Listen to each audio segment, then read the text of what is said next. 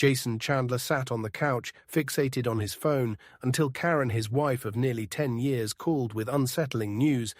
Earlier, a private investigator had revealed Karen's deceit. She and her lover were en route to Honolulu.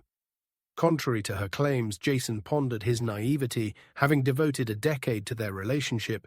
Now shattered by her lies, taking a gulp of coffee, he reclined reflecting on their history. They met in college 13 years prior. Both pursuing business degrees, their romance blossomed, leading to marriage post-graduation. Jason joined his father's tire business, mastering various roles and ascending to head the accounting department. He aspired to inherit the company from his father and succeed Mike Allen. The retiring CFO, after marrying Karen, pursued a career as a realtor, excelling even during tough market times. They lived comfortably with a nice house and new cars, seemingly secure in their marriage. Though they were childless, he saw it as a blessing. Initially, Karen mentioned fertility issues, opting for tubal ligation. Despite suggesting adoption, she declined recently. Her increased social outings sparked his suspicion, especially her late returns home. Despite expressing his concerns, she dismissed them, attributing her absences to work stress. "What were you doing out so late?" he inquired as she returned home one night, looking disheveled with a scent of cigarettes clinging to her clothes. "Just hang out having a few drinks," she replied defensively. "It's my business, Jace. I can take care of myself." Jason was taken aback by her tone, a departure from her usual demeanor. Seeing his reaction, she softened. "I'm sorry, Jace," she apologized. "It's just work. Stress getting to me. You've handled market pressures before without this." He pointed out what's changed. "It's tougher than ever out there." She explained, "Competition's fierce and the pressure's relentless." But don't take it out on me," he reassured her. "I'm on your side," she hugged him, expressing regret. "You're right, dear." "I'm sorry," agreed Bo. To please freshen up, he requested you wreck of smoke. "Apologies, it was smoky at the club," she conceded, heading for a shower. He was already asleep when she joined him in bed.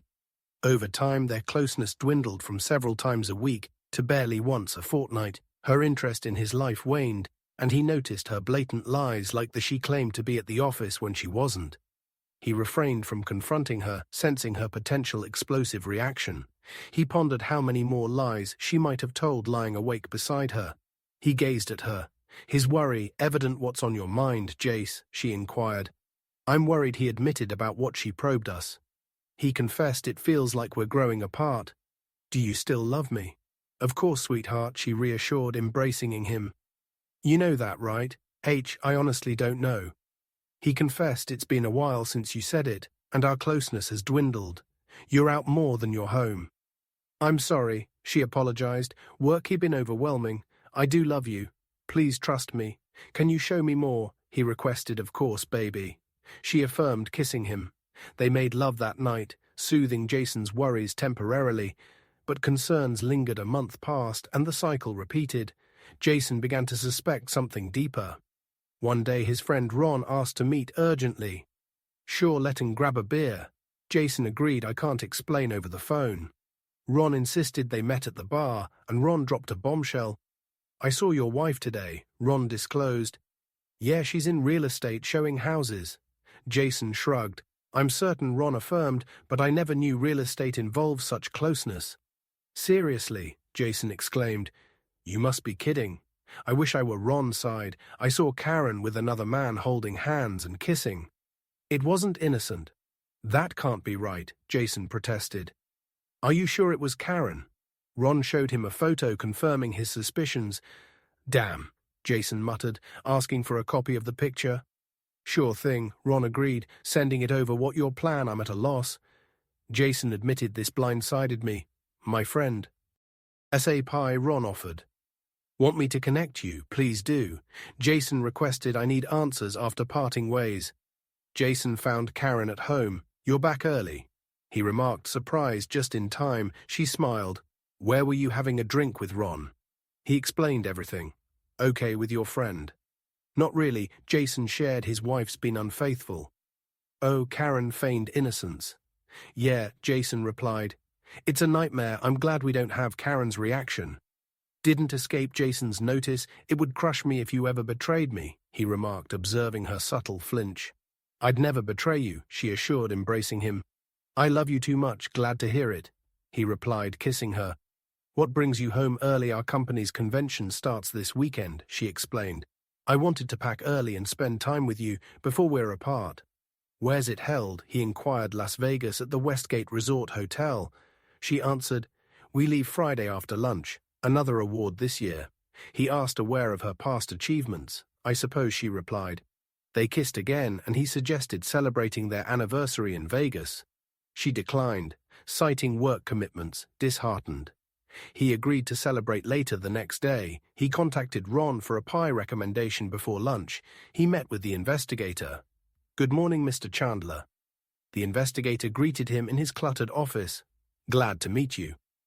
Ron greeted, Call me Jerry. What's the deal? Jason briefed him on Karen's Vegas trip. Vegas, huh? Jerry mused. You think she's up to something? There could be. Jason admitted, I've got contacts there who owe me favors. Jerry offered, we'll keep tabs on her and can set up surveillance. If you give me a room number, it'll cost extra, expected as much. Jason nodded, but I need to know the truth. Jerry handed him a digital audio recorder, easy to use. Just slip it under her car seat. Voice activated, retrieve it later. She usually parks at the airport. Jason noted, perfect. Jerry nodded. We can handle it if she slips up. We'll know. Here's my private line for updates. Thanks, Jason, said Taki. Nung the number. Thanks, Jason said, writing a check from his personal account. Not the joint one, they had separate personal accounts and agreed to allocate up to 10 of their earnings. Jason usually spent his on clothes and gifts for Karen, saving for a cruise until now. That night, Karen packed for the trip. Jason offered to help, noticing her excessive luggage, curious. He peeked inside and found birth control pills. Despite her previous claim of dual ligation, he photographed her belongings, noting club attire and revealing bikinis, including an open micro-bikini he'd never seen her wear. He discreetly placed an audio recorder in her car and ensured it was activated before locking up. This might be the last time, Jason pondered sadly, foreseeing their closeness fading as husband and wife the next morning. Karen shared her hotel room number and promised nightly calls. Love you, she said, kissing him. Love you too, he replied. Watching her drive off at work, he informed Jerry of Karen's room number. Got it, thanks. Jerry acknowledged, ready to deploy his team later. Karen called from the airport, planning to update him upon check-in. Love you, she reiterated. Love you too, baby. He echoed internally, concealing his doubts when his father approached, sensing his distress. Jason confided in him. That's rough, son. His father sympathized. I never would have guessed. Same here. Dad, Jason agreed. If you need us, we're here.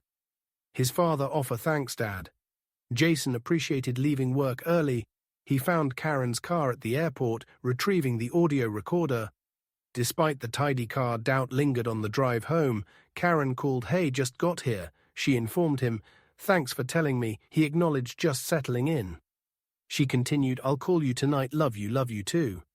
He reciprocated. At home, he activated the audio recorder, hoping for nothing incriminating. Mostly there was road noise in her radio halfway through. However, reality hit. He listened to her conversation via Bluetooth. He baby, a man's voice, greeted, hello stallion. She alerted a stud muffin. Jason scoffed internally. Who's this clown? Last week was amazing. The man reminisced. Glad you enjoyed it? She giggled. Plans for next week already arranged. He confirmed. Did you tell your husband? Not yet, she admitted. I've got it handled. He suspect anything? The man inquired. Nothing, she assured. HEK clueless. Hope you're right, he said. HEK believe anything. She boasted. Okay, he conceded, pulling up to the airport. She announced, see you at the hotel tonight. Okay, can't wait, he replied. Bye, love, bye-bye, she concluded, ending the call. Jason stared at the tape recorder, shocked by what he'd heard. He replayed the recording to ensure he hadn't misinterpreted. She wasn't just cheating, she had plans for their anniversary week that didn't involve him. Frustrated, cursed internally and pondered the duration of her affair and who her partner was grabbing a beer. He sat at his desk, contemplating recent events. Had he overlooked obvious signs? He questioned what else she might be concealing. He had respected her privacy, but now felt compelled to investigate, knowing where she kept the key. He retrieved it from their jewelry box and headed to her office in the spare bedroom. He accessed the desk, driven by betrayal, to investigate inside. He uncovered a web of lies. Karen had deceived him throughout their marriage. Shockingly, her personal account held over $250, far exceeding their agreed-upon savings limit. Examining her expenses, he found lavish gifts, including a pricey men's Rolex watch. Likely for her lover, her purchases also revealed expensive clothing and visits to Planned Parenthood for fetid, which she paid for in cash. He pondered the paternity of the terminated pregnancies and her consistent use of birth control over the years. He discovered a receipt for Plan B pills purchased just days earlier. And there's more. He found a recent receipt for a hefty down payment on an apartment in an affluent neighborhood, pondering if it would serve as her love nest or an exit strategy. Other recent IPTs revealed payments for utilities and new furniture, prompting him to consider if one of the keys he found was for her new place. Determined to investigate further, he powered up her computer, finding passwords conveniently listed. The keyboard. He accessed her email, surprised to find her credentials saved, indicating her confidence in her secrecy. Shockingly, he uncovered exchanges with Greg Wilson, detailing their carnal encounters, dating back nearly a year when he first noticed changes in her behavior. Initially meeting in hotel rooms, they later revved in houses. She was selling. One email from 6 months prior provided some answers to his questions. "Did you handle that little issue?" Greg inquired. "Yep," Karen replied. "I went and had infanticide today. Shame you didn't keep the baby." Greg remarked, "You could have passed it off as Jason's. I can't do that." She explained, "He thinks I can't conceive. He'd figure out it wasn't his," reflecting on 6 months ago. Jason realized that was when he first caught her lying. Damn, he thought to himself, she's a deceitful, cheating woman. He scrolled through their emails. Greg had suggested they have lovemaking in Karen's marital bed, but she refused. "I won't betray Jason." Like that, she wrote to Greg. "That idiot has no clue." He replied, "I won't do it." She insisted, "What if you had your own place?" Greg proposed, "You could afford it with your earnings, and your husband would be clueless. Maybe you're onto something." She replied, "I have my own account, and Jason never questions it. I'll start looking." That was 3 months ago. The down payment receipt was just over a month old. "I got a condo." She told Greg, "I put a down payment and I'm getting furniture next week." Jason's oblivious. "Perfect." Greg responded, "Week, have fun all over that place." Jason was stunned by this news. He kept reading the emails. "Why stay with your husband?" Greg asked, "Why not leave and get your own place?" "Believe it or not, I care for him." Karen said, "He may be a cocky accountant at a tire store chain, but I have NGS for him, and he treats me right. I got the condo so we could meet without risking exposure at hotels, plus you're still married. Hey, just give the word and I'll dump Krista." Greg offered a headache. Leighton, see after the conference. Karen replied, "What happens after the conference?" Greg pondered. Jason began printing out Karen's letters and copying the receipts he had discovered. Just as he was doing so, Karen's number flashed on the display. "Hello," he answered cautiously.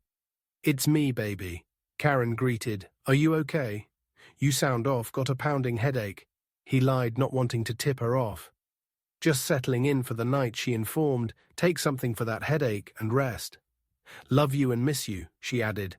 "Yeah, same here," he muttered by ending the call. He pondered if she noticed his lack of affectionate words. In truth, he was seething, determined to uncover the truth about Greg. He scoured Karen's company website and found him Greg Wilson, the regional manager she was indeed involved with. Her boss printing the page, he added it to his pile. Growing more agitated, he contemplated breaking into her apartment, checking her address. He hesitated, wondering about a security system, reviewing her documents. He spotted a code labeled alarm system. Of course she'd write it down, he thought bitterly. Closing her laptop, he left, grabbing latex gloves from the garage to avoid leaving evidence. Finding her complex, he parked in her spot and approached her door. Donning his gloves, he tested a key from her jewelry box. The door yielded and he entered. Spotting the alarm remote, he inputted the code he discovered and ensured the alarm was disarmed. Switching on the light, surveyed the apartment, admiring Karen's furniture choices. She's always had good taste, he mused. Shame her loyalty doesn't match her decor preferences as expected. There were no pictures of him. This was her love nest. Her retreat from their marriage, stepping into the kitchen. He noted a few plates and utensils. The fridge was empty. The pantry bare, surprisingly tea.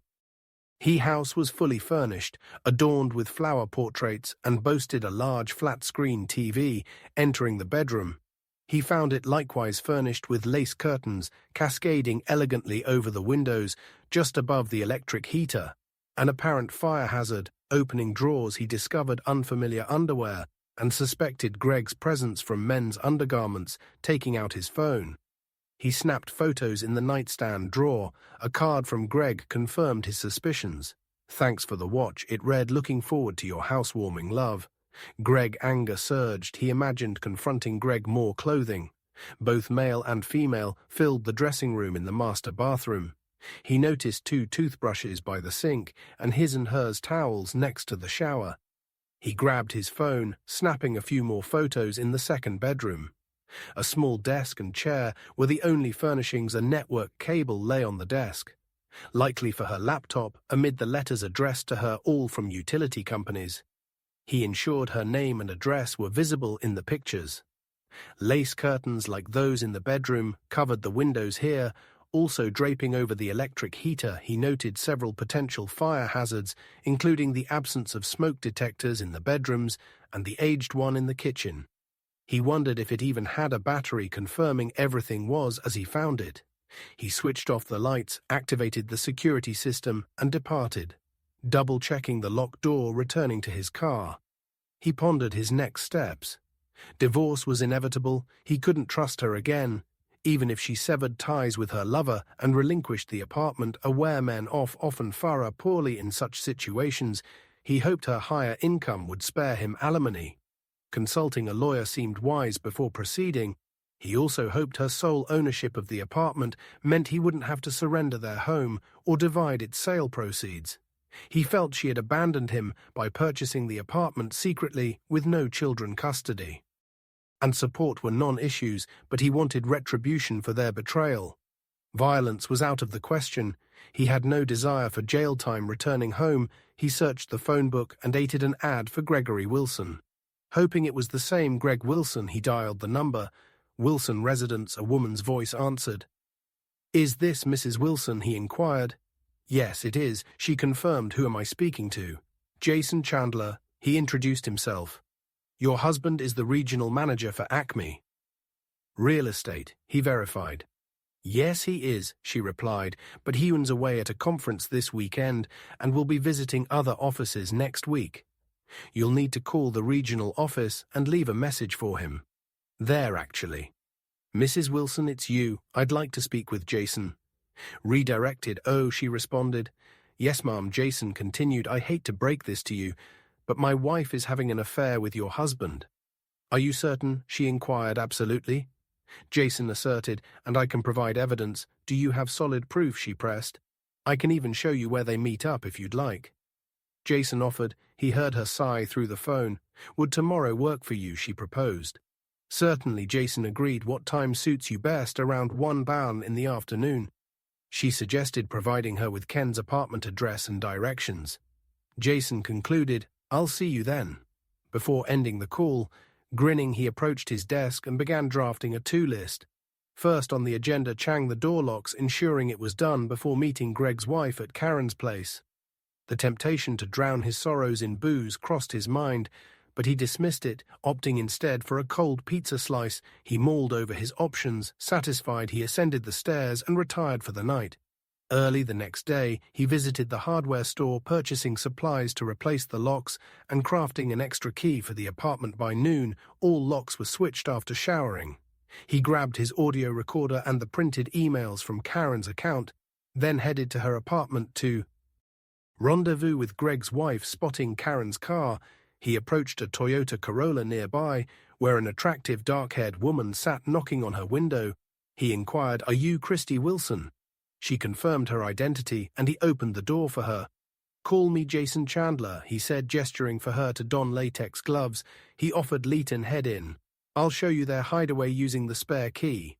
He successfully unlocked the door, deactivating the security alarm as they entered.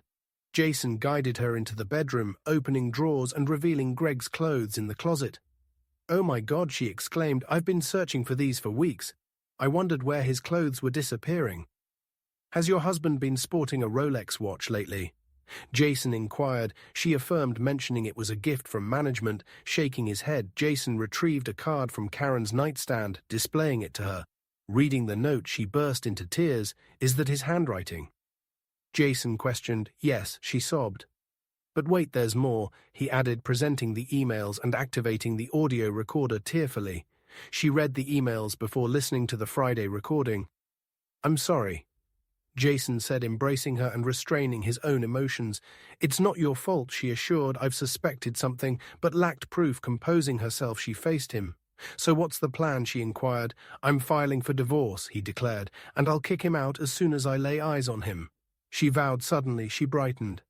"I have an idea," she exclaimed. "What if we help them move in together here?" Jason pondered momentarily before smiling. "I like it," he agreed, "but we need to act fast." "They'll be back soon." Greg said he'd be away for a week after the convention, she revealed. "I bet Karen will find a reason to leave too." Recalling the recorded conversation, Jason cursed. "Damn, you're right," he admitted. "But I want her stuff out of my house." Pronto agreed. She concurred. "Meet me back here in 3 hours." "Sounds good," Jason agreed. "I'll bag her stuff. I should be back in time. See you there." And she said. Rising, Jason observed her, struck by her petite star saint and charm. He couldn't fathom why Greg would cheat on her. They left the condo and arrived 3 hours later, their cars brimming with bags of the couple's belongings, dumping the bags in the sparsely furnished second bedroom. They didn't worry about breakage, knowing it would take the cheating spouses hours to sort through everything. "I don't know about you, but I wasn't too careful with his stuff," she remarked. Jason chuckled. "Same here," he admitted, sharing a high five with her. Glancing at her, he announced, "I don't know about you, but I'm famished. Me too." She agreed. "I could really go for a juicy hamburger. A big cheesy one. Sounds perfect." He replied, "I know just the spot. Care to join me?" "My treat, lead the way." She replied, heading towards the bar he frequented with Ron. She followed upon parking. Christy eyed the building. Skeptically, "A bar?" she questioned. "Trust me," he assured, "they serve the best burgers here. You'll love it." "Okay," she acquiesced, "but I hope you're not planning to ply me with booze and take it."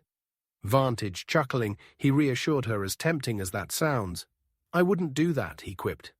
"Darn," she joked. Laughing inside, they ordered beers, burgers and fries, exchanging stories about their failed marriages over the meal. Their narratives shared, similarities meeting in college, quick marriages.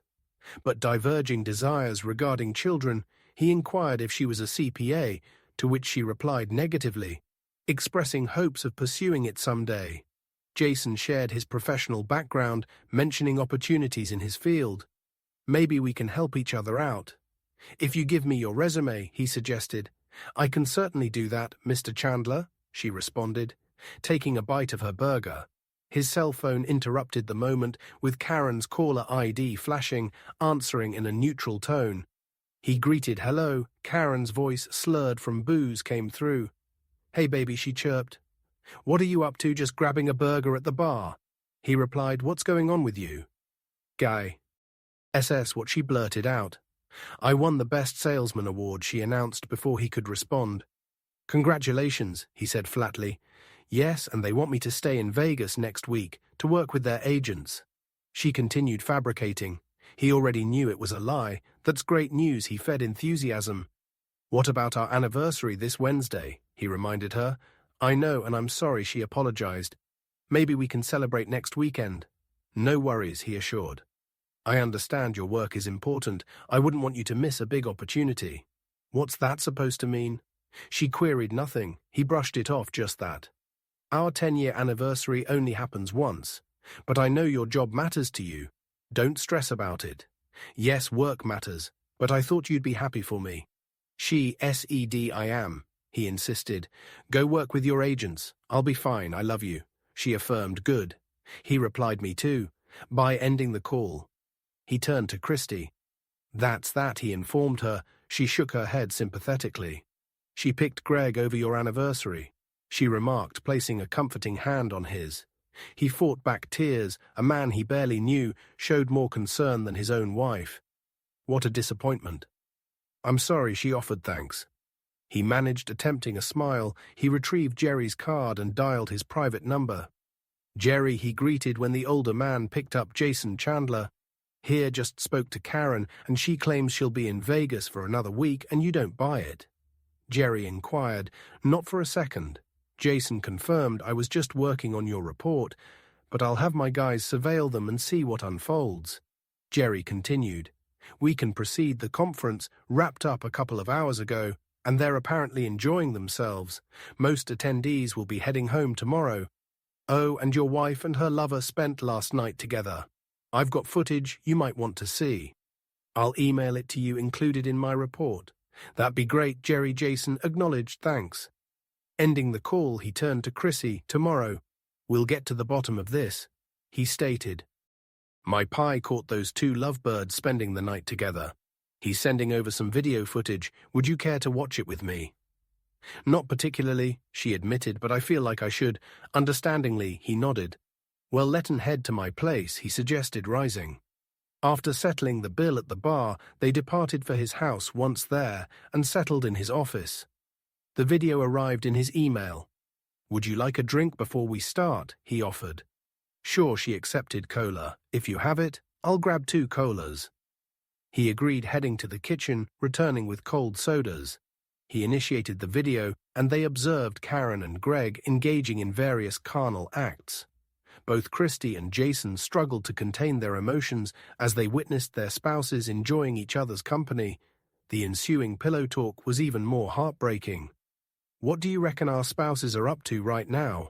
Karen inquired. If I know Krista, she's probably glued to one of her dull movies, Greg replied, or nose deep in one of her silly books. Yeah, I get what you mean. She agreed. I imagine Jason's buried in another one of his tedious spreadsheets or poring over stock reports. Greg smirked. You think he's out here saving the world or something? I mean, come on, his old man's company sells tires, for crying out loud. What's the big deal? So have you decided what you're going to tell that idiot after tomorrow's awards banquet? Yep, she confirmed. I'll just say I was requested to stick around in Vegas for a week, filling in for the local reps. He'll swallow it. Hell, he'd believe anything I'd tell him. I could tell him the moon's made of green cheese and he'd buy it, and by the time he catches on, we'll be lounging on a beach in Hawaii. Greg added, I can't wait to see you flaunting that new sling bikini you snagged. Christy erupted. Hawaii, she exclaimed. That idiot's whisking some Floy off to Hawaii. I'm going to rip his guts out. She turned to Jason. Sorry for calling your wife of Floy. No need to apologize, he responded. I'd say the same thing. They refocused on the video. So what about your anniversary? Are you just going to skip it? Hawaii sounds a lot more enticing than a night at a steakhouse, she remarked. I pledged to make it up to him. Maybe I will, maybe I won't. Greg regarded her. You're ice cold. You know that, he remarked. She shrugged. It's only our 10th anniversary. She explained, there'll be more. Who cares about that right now? I need you with those words. They resumed their activities, prompting Jason to halt the video. I've seen plenty, he stated. Have you? Christy nodded, tears flowing down her cheeks. More than plenty. She affirmed, I'm scheduling a meeting with a divorce attorney. Come Monday, he disclosed. Would you like to accompany me? Would you mind? She asked softly. Not at all. He reassured. Christy burst into tears, sobbing. Jason wrapped his arm around her, offering a comforting shoulder. Though he felt like crying too, he held back, focusing on consoling her amidst his own emotional turmoil. Would it bother you if I spent the night here? She inquired. No hanky-panky. I just want to cuddle, she clarified. Of course you're welcome to stay, he replied. Stay as long as you like, thank you, she expressed. I can't believe I wasted all those years on that idiot. All this time I've been falling for his lies, I totally get it. Jason empathized. He escorted her up air stairs to the master bedroom and found an old t-shirt that appeared long enough for her to sleep in. Taking it, she retreated to the bathroom to change after waiting for her return. He donned his pajamas and settled into bed. She emerged from the bathroom wearing the long t-shirt, and he was almost taken aback by her appearance. He always admired Karen's legs, but Christy were the slenderest he'd ever seen. She smiled as she slipped under the covers. "What's wrong?" she asked. "Never seen a woman's legs before, none as love as yours," Jason complimented. "Sweet talk will get you everywhere, sir." She teased. He wrapped his arm around her, drawing her close, savoring her scent. She placed her hand on his chest, snuggling against him. "Did you know you're the only woman I've shared a bed with, besides my wife for over 10 years, he confessed. "And you the only man I've been with. Besides my husband," she revealed. They gazed into each other's eyes for what felt like an eternity before drifting off to sleep in each other's arms the next morning. They woke up and twined with each other. "Good morning, sleepyhead," she greeted. "You don't need to rush out on my account," she added as he rose to use the bathroom. "Good morning, beautiful," he responded. "I'll be quick." He relieved himself in the bathroom, which proved challenging, given his state of arousal. Upon returning, he found Christy already tidying up the kitchen and preparing scrambled eggs and bacon for breakfast.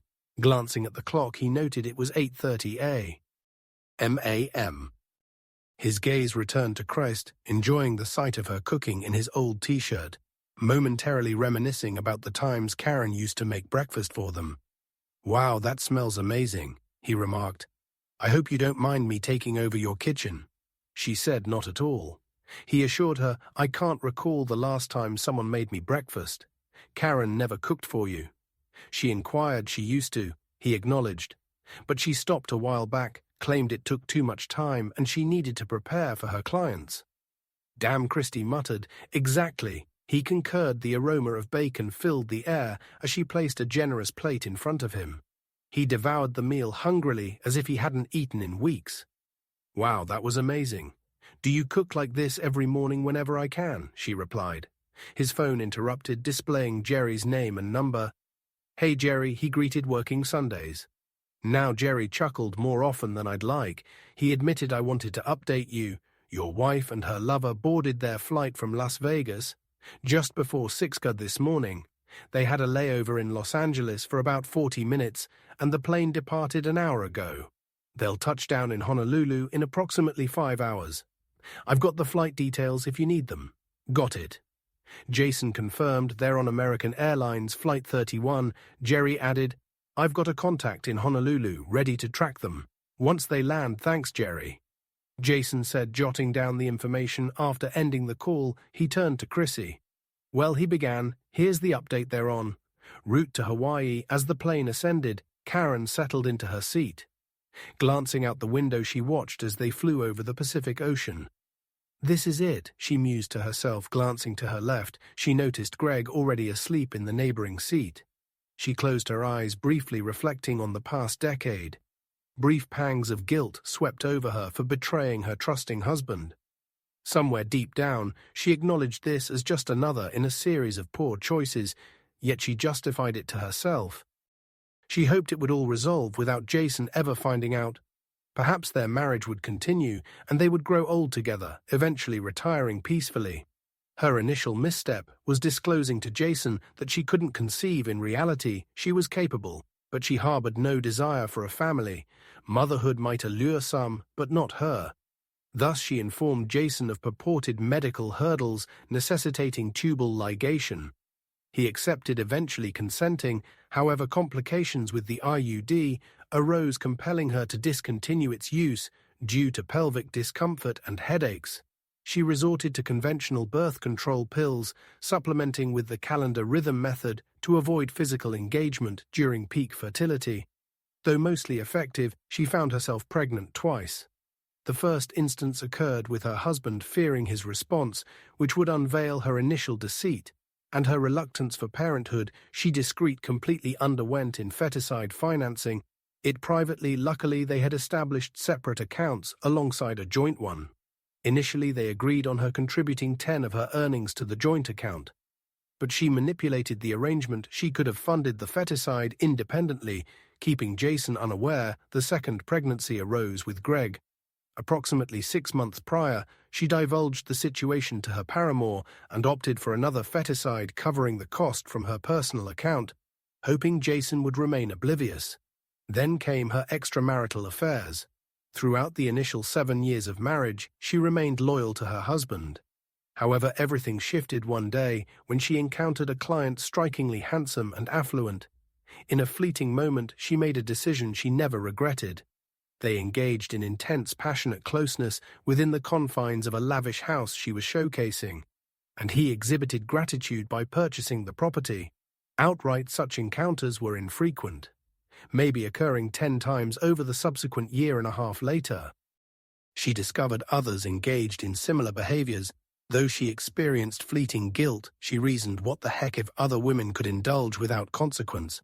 Why couldn't she? In her view, it bore no relation to Jason. Her love for him remained steadfast, and what he didn't know wouldn't cause injury. Then she encountered Greg, and everything altered. He embodied everything her husband lacked. Jason was analytical, pondering decisions meticulously. Whereas Greg was impulse, deciding on a whim, Jason's path in life, both personally and professionally, had been predetermined. He dedicated his career to his father's tire business, a trajectory he continued set to ascend to CFO and ultimately president and CEO. Conversely, Greg's future was uncertain. He embraced each day as it came, living in the moment. While Jason contemplated the future, their approaches in bed were starkly different. Jason prioritized her pleasure, while Greg was more forceful, leaving her feelings shattered initially. Their liaisons occurred in discreet motels or houses they were selling, but she grew apprehensive about being spotted and alerting Jason or Greg's wife, Christy. Then, after Jason voiced concerns about their relationship, she distanced herself from Greg, momentarily redirecting her affection toward her husband. However, her resolve waned, and Greg sought to reconcile. But she feared Jason discovering their affair. To mitigate this risk, she decided to purchase her own apartment, providing a private sanctuary for her and Greg. Despite Jason's conservative demeanor, she harbored lingering emotions for him. Their decision to file tax returns separately facilitated her departure with Greg, while still benefiting from tax breaks. It seemed like a win-win situation, or so she convinced herself. These events culminated in her plan to spend a week in Hawaii with Greg, masking her absence from the office as a vacation with her husband after their corporate meeting. Simultaneously, Greg informed his wife of his upcoming travels away. Tying occurrence, she deceived Jason, claiming a week-long trip to Vegas, confident that he would believe her every word. Although she regretted missing their 10th wedding anniversary, she vowed to compensate upon her return, ensuring her secret remained intact. She grinned as she gazed at the azure water beneath them. Thoughts drifting to Hawaii, Greg had purchased a daring open bikini for their trip. Eager to watch her undress and indulge in beachside self-pleasure, the notion stirred arousal between her thighs, tempting her to succumb to the urge right then and there, contemplating a clandestine bathroom rendezvous. Later, she glanced at her phone, half expecting a message from Jason. His preference for calls or face-to-face communication didn't surprise her. A smirk played on her lips. A sudden shudder and change in engine pitch hinted at turbulence as the plane dipped and the engines altered their tone. Dread crept in. Glancing out the window, she realized the gravity of the situation. Panic erupted in the cabin, gravity pressing her into her seat. The sight outside confirmed their descent. Oh God, she thought, resignation flooding her. This is it. We're going down. I'm going to die. Oxygen masks deployed. Passengers, including Greg, screamed as flight attendants braced them for the inevitable tears streaming. She cast a final glance at her phone, steeling herself for one last decision. Jason and Christy wrapped up breakfast, tidying away the last of the dishes before returning to the table to strategize about their unfaithful partners. Jason admired Chris's analytical skills, feeling a newfound closeness with her that had been absent with Karen for months. As he returned to the table with a fresh cup of coffee, his phone buzzed, displaying Karen's name and number. Putting it on speaker, he answered, greeted by Karen's panicked voice amidst background clamor and distant shouts. "Jace," she yelled, barely audible over the chaos. "Karen, what's happening?" he asked, straining to hear plane down. "Sorry," her voice crackled. Before the call abruptly ended, stunned, Jason and Christy exchanged glances. Attempting to call Karen back proved futile as it went straight to voicemail. Turning to Christy, Jason urged her to contact Greg, rushing to retrieve her phone from her purse. Christy dialed Greg's number, but it too went unanswered. Diverting to voicemail, Jason headed to his home office, powering up his computer to seek more information. After finding the airline's contact number through a search engine, he dialed, and after initial refusal, managed to speak with someone who confirmed they were investigating reports of the plane crash.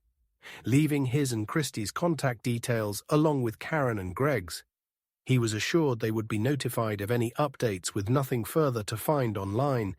He estimated it would be at least an hour before they received any news. They headed to the front room, switching on the TV in hopes of catching any news updates. Jason flicked through channels, but there was no breaking news reflecting on the events leading up to this moment. He glanced at his phone. Finally, a news network flashed a report that an American Airlines flight bound for Honolulu had crashed in the Pacific Ocean, though without providing specifics. "Oh God," Christ exclaimed, her hand covering her mouth. Jason embraced her, silently praying for Karen's safety. Despite the strain in their marriage, he couldn't bear the thought of her perishing. An hour later, the phone rang. Jason muted the TV and answered. "Mr. Chandler," a woman's voice inquired. "Speaking," he confirmed. "I'm calling to inform you that your wife's flight has crashed." She relayed, "I have no further details at this time, but we will update you as soon as we learn more." "Thank you," Jason responded, ending the call. He and Christy held each other, tears welling in their eyes shortly after Christy's phone rang, delivering the same grim news soon after his father called. It wasn't uncommon. His parents often reached out upon hearing news like this. "Hey, Jace," his father greeted H. "Hi, Dad, how are you?" Jason replied. "Just got back from church. Did you see the news about the accident?" his father inquired. "Yes, I did," Jason confirmed. "It's awful," his father lamented. "By the way, how's Karen? Wasn't she on her way back from Vegas?" "She's not doing well, Dad," Jason disclosed. "She was on that plane that crashed." What his father gasped. "What was she doing, going to Hawaii without you?" "She was with her boyfriend," Jason disclosed. "Oh my God." His father reacted. "I'm sorry to hear that, son. Take a week off and sort things out. Let Mike know if there's anything we can do. Just give me a call."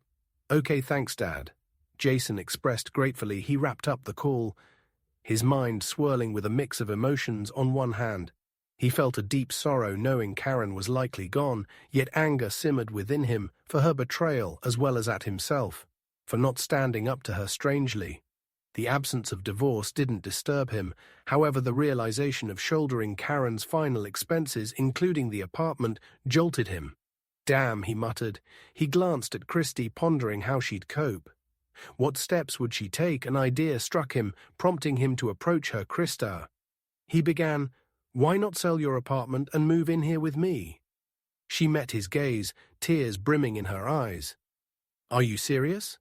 she questioned. "Absolutely," he affirmed. "There's a spare room upstairs, and with the upcoming challenges, maybe we can support each other through it all." After a moment's consideration, she responded, "Why not? But under one condition."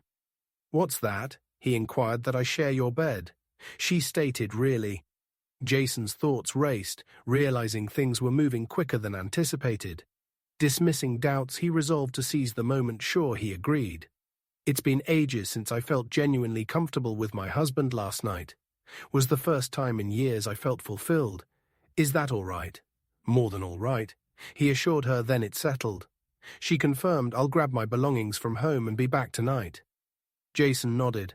"I'll be here," he promised. After she departed, he dialed Lucy, Karen's colleague.